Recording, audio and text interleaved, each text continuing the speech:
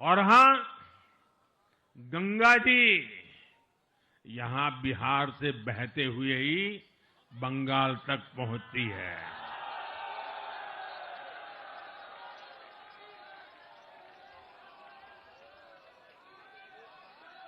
बिहार ने बंगाल में भाजपा की विजय का रास्ता भी बना दिया है।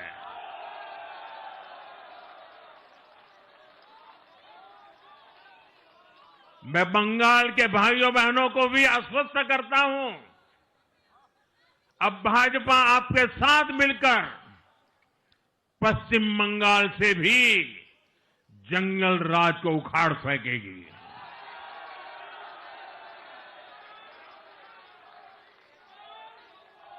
साथियों,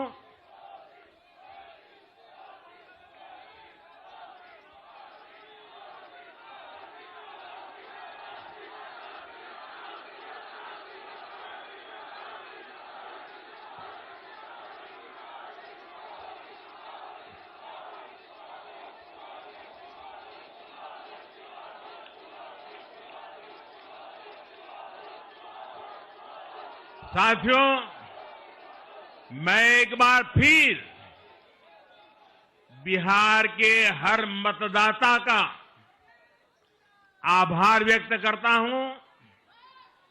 आप सबका भी बहुत बहुत धन्यवाद। भारत माता की, भारत माता की।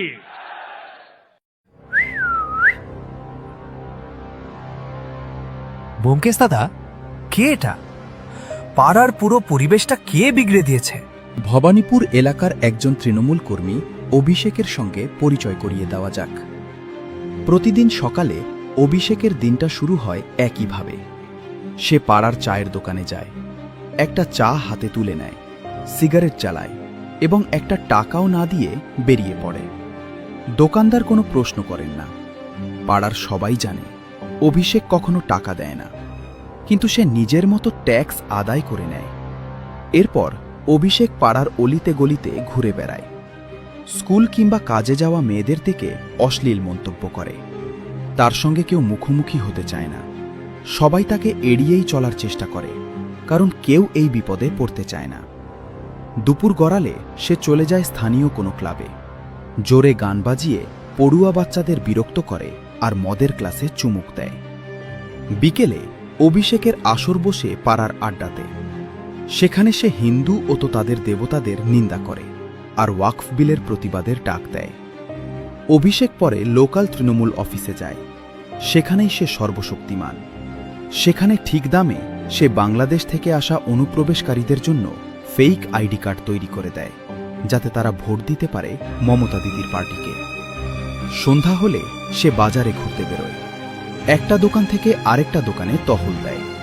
প্রতিটি দোকানের মালিক জানে তৃণমূলকে কাটমানি দিতেই হবে, মানা করা যাবে না। এটাই তার নিত্যদিনের কাজ, এটাই তার পাওয়ার। রোজ ঠিক এই ভয়ের মধ্যেই ভবানীপুরের লোকেরা বাস করে। তাহলে এর থেকে বাঁচার কি উপায়? উপায় আছে, দাঁড়াও একটা ফোন করে আসি। Hello, Feluda speaking.